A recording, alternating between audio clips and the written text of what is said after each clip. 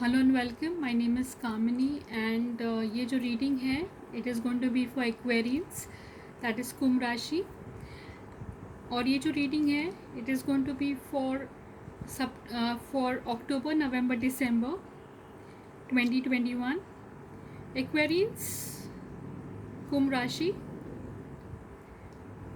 जो मुझे दिख रहा है अगेन 3 महीने की रीडिंग है, अक्टूबर नवंबर दिसंबर।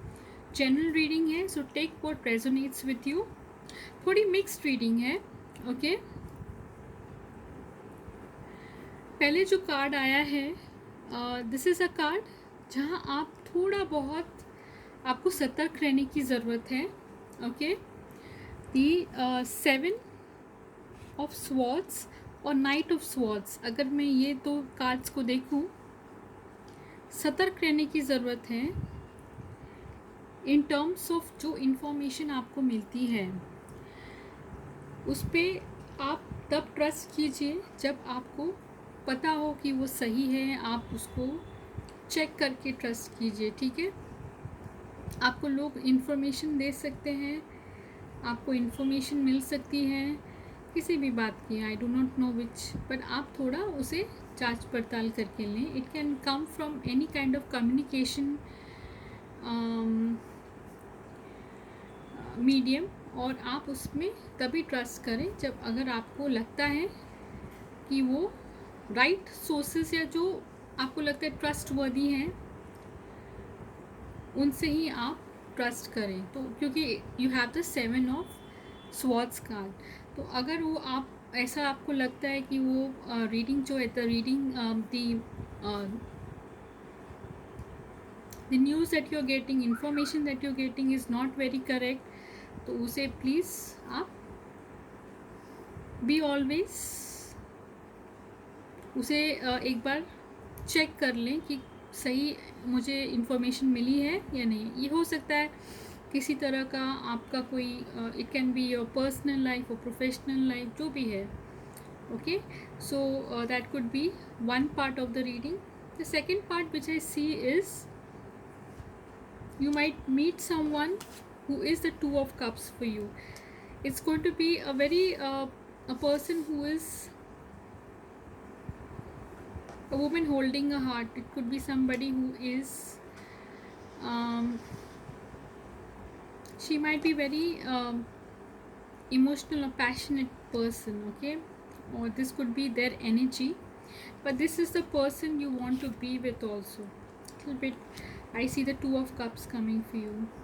ऐसा हो सकता है इनके साथ आप डेटिंग कर सकते हो, may be because a dating card has also come. But ऐसा भी हो सकता है कि ये जो हैं इंसान, आप उनके बारे में आप करेक्टली डेटिंग आप नहीं कर रहे हो, या आप उनके साथ जो आपको जिस आई मीन डेटिंग जो आप कर रहे हो या आप करोगे उनके साथ आपको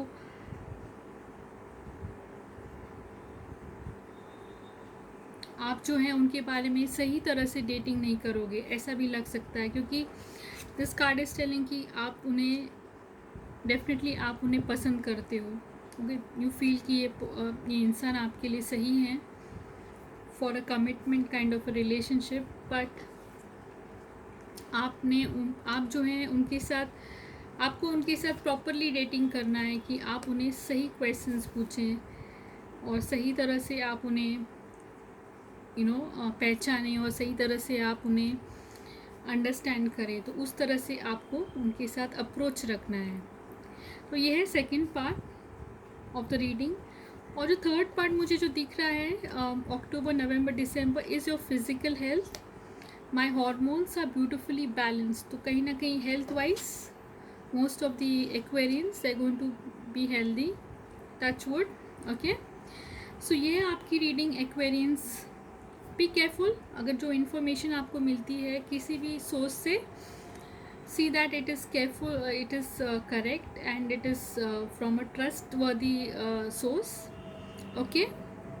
अपार्ट फ्रॉम दैट जो पर्सनल लाइफ में मुझे ऐसा लग रहा है it is going to be somebody, you are going to date someone, most it is a general reading but you might date someone जो आपके लाइफ में बहुत इम्पॉर्टेंट उनके साथ आपका कनेक्शन होगा, love connection, person you want to be with.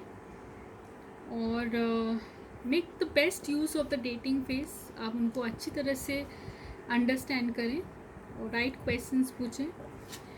And finally your health card it's going to be a good, I would say it would be a healthy rest of the year 2021 starting from October, for this is a general reading।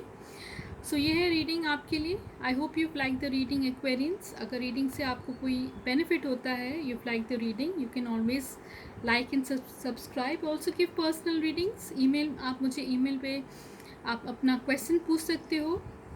And I hope the rest of the year is great for you. Thank you so much, take care, bye bye.